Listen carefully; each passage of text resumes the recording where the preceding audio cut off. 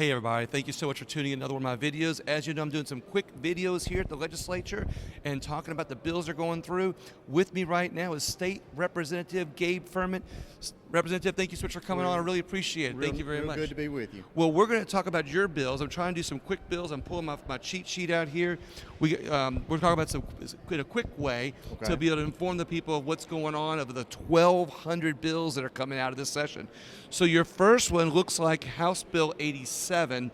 That one is talks about providing for the total loss computation under policy valuation clauses in fire insurance policies. Did you come up with that language? Not exactly, but I can tell you about it. Let's talk about it.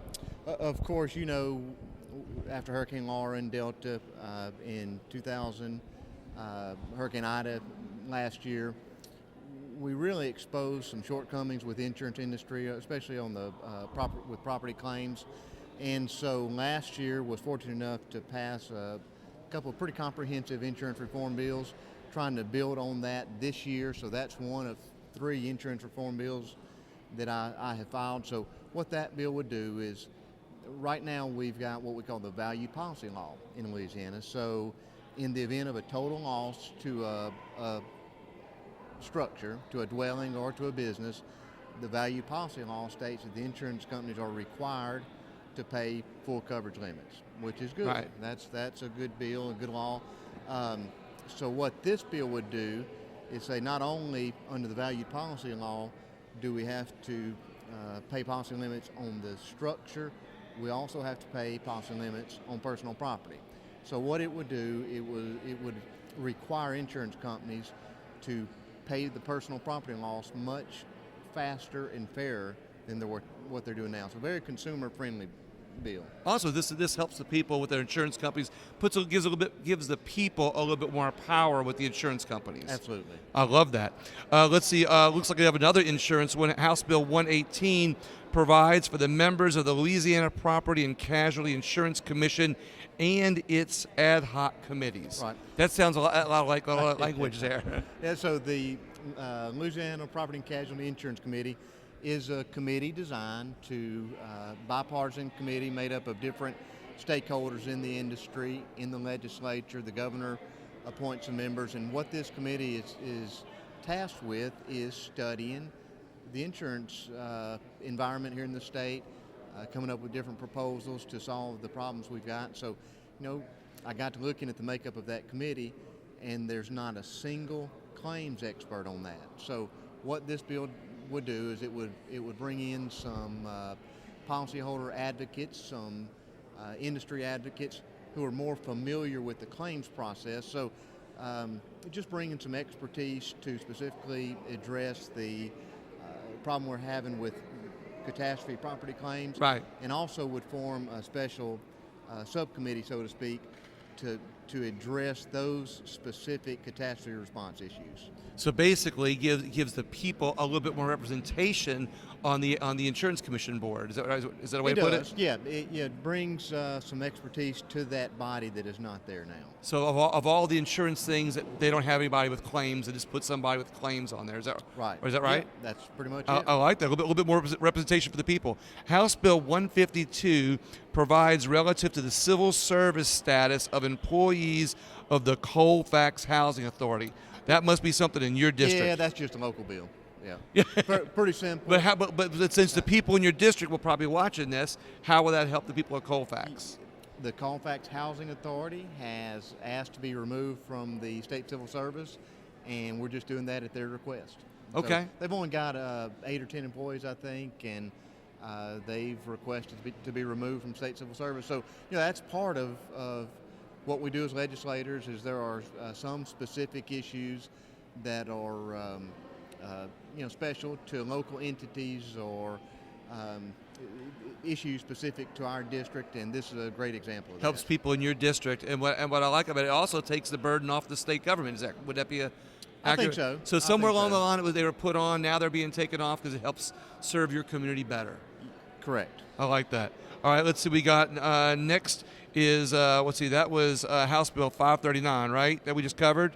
No, I believe 539 would be another insurance. Oh yeah, bill. 539 provides for property insurance policies. I almost had it a little bit strolled the wrong way. Yeah, so just real quickly, the major components of House Bill 539, one would address matching. So one really serious problem we've had after Laura dealt Ida, and we're hearing this from a lot of our constituents, is that there's a real problem with insurance companies, let's say on roof claims. Roof claims would be the best example of this, is they'll have really significant damage to the roof, where you've got shingles missing on every slope.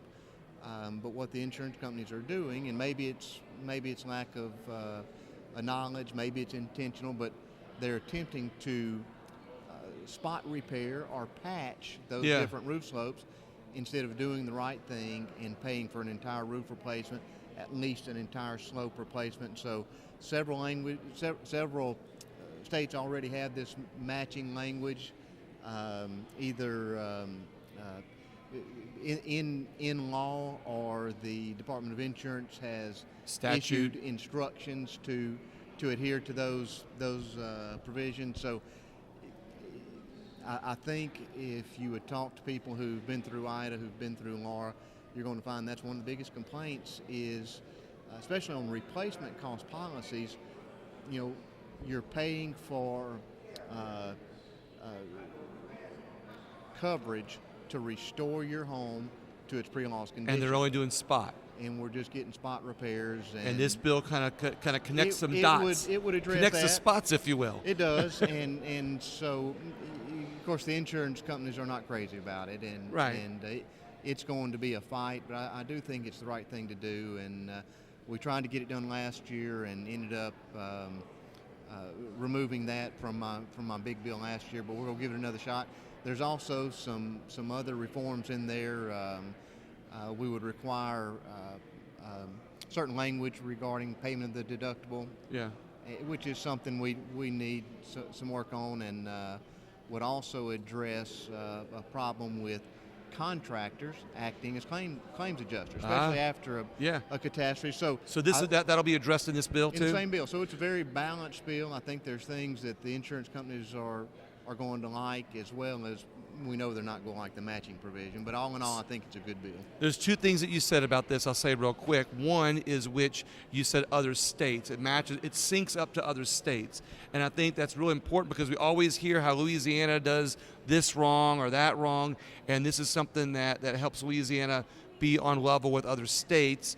Of course, we always want to be better, but we at least want to be up to par on what other states are doing. Right. And again, this is just a good consumer-friendly idea and something that we really need. And the other thing that you said too that I like was that when this looks like it'll bring more people to the table. If the insurance companies don't like it, they can always come here, offer some other ideas, and if they offer those other ideas and they're well liked and well received, then it could be an even better bill for both parties, where it's a win-win situation. That's right. Look, the last thing we want to do is blow up the entire property insurance market here. Look, we don't want companies leaving the state. We want companies coming into Louisiana. We want companies that want to do business here. Competition should drive down premium pricing. So we do not want to destabilize the market. But on the other hand, we have to hold companies accountable. They have to adhere to their policies, and that's what we're working on. I like that. House Bill 570 looks like it prohibits certain procedures to alter the sex of a minor child. You had a similar bill last time, if I remember right.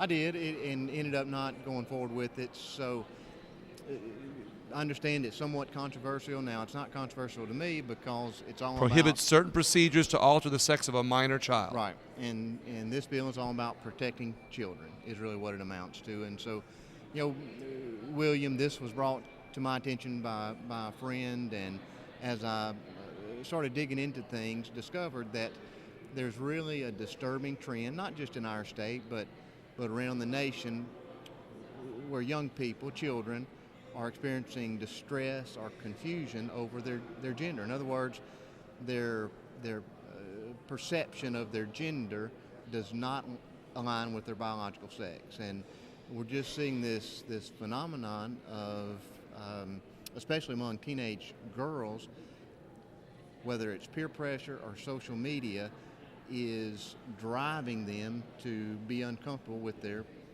biological gender. sex. Yeah. And unfortunately, what we're seeing all too often is really dangerous experimental medical procedures are being performed. So just a few months ago, 60 Minutes ran a story identifying this great increase in these procedures, and subsequently in the regret that often follows this. In fact, one young man from right here in Baton Rouge was highlighted on that 60 Minutes segment, and his story was, he walked into the doctor's office and said he was uncomfortable with his gender. He thought he needed to be a female. Right.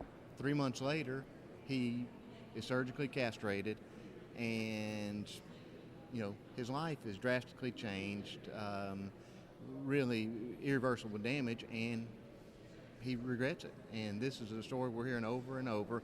So look, we certainly need to understand that these children need compassion and mercy and love. But the bottom line for me is children who aren't old enough to vote, aren't old enough to enter into legal contracts, can't buy alcohol, can't buy cigarettes, but we're allowing them to undergo these really significant life-altering medical procedures. It's just not a good idea. Well, what I like about this is you haven't said that you disagree with somebody's choice, but you just said we have to defer that choice until they're 18 years old when they're of legal age. And at a time when sometimes ideologies fuel parents' decisions, this is a law that protects minor children from somebody that might say, hey, I'll allow that because, you're 10 or you're 11 or you're 9, and this kind of protects children until they're age 18 on something that affects that's surgery. I mean, it affects their body. That's right. Well, and look, not only the physical surgeries, but even the administration of puberty blocking drugs or cross-sex hormones. There's really no long-term studies that show how these medications, how these treatments are going to impact children in the long term. So younger than 18, the parents cannot make the decision.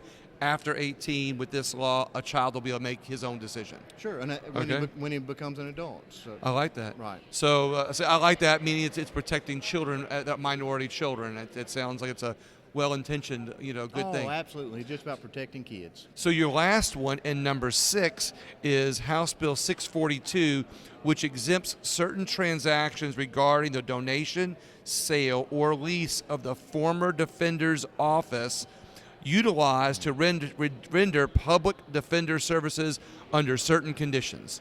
That's another one of those tongue twisters. Another boring local bill, and that just involves a situation where the public defender in Grant Parish is retiring, and this will enable that office to keep utilizing the building where they do business in. I got you. Just a local cleanup bill. Yep, just a local cleanup bill. Like I've heard from other representatives, sometimes legislation is a cleanup legislation that was good 20 years ago, 10 years ago, or 50 years ago, and now you're just modernizing it. Right. State Representative Gabe Firmeant. A little bit of a tongue twister there. Sorry about that. It really is. All right, William, thank you very much. I appreciate you very much. Everybody else, you'll see the video. As I always say, please share it because we want to inform everybody in the state of what's going on in the legislature, but also motivate people to be involved. If you agree or disagree, hey, there's committee meetings and you can come there and have your voices heard too. Thank you so much.